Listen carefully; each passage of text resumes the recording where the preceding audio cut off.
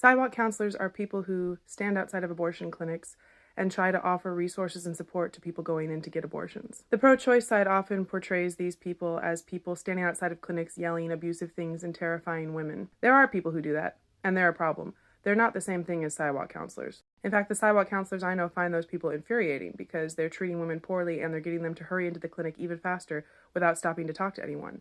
The people who stand outside of clinics and yell at people are completely undermining what the sidewalk counselors are trying to do.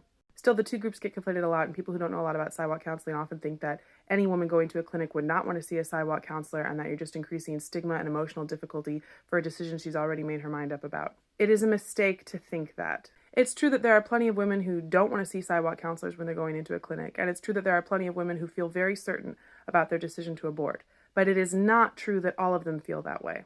On the pro-life side of the fence, you hear stories all the time about women who weren't very sure about the abortion, or they felt they had to do it but they didn't really want to, and they were glad to have sidewalk counselors there to offer them help and support for the pregnancy that they actually wanted to carry.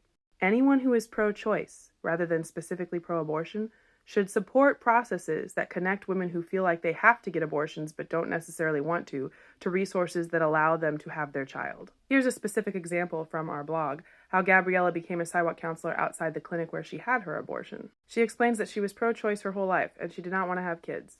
She got pregnant when her IUD failed, she was terrified, and abortion seemed like the logical choice. Initially after her abortion, she felt relief, and then she explained, the day after, I felt a despair and hopelessness and horror at what I had done, unlike anything I have ever experienced in my life. It's still hard to talk about. She's done a lot of work over the years to try to heal from that, and one of the things she's done is join a local sidewalk advocacy group. She felt that being a sidewalk counselor gave her an opportunity to use her story and her trauma and her pain for good. In particular, she said, I wish, more than anything, that someone had been on the sidewalk when I went to get my abortion. I now want to be that person for others and hopefully prevent other women and unborn babies from going through what I and my unborn child went through. And she goes on to talk about a woman she's met who went to an abortion clinic to get an abortion, and a sidewalk counselor changed her mind, and now her child is 3 years old and she's very grateful to have her child. And again, our side has women telling stories like these all the time.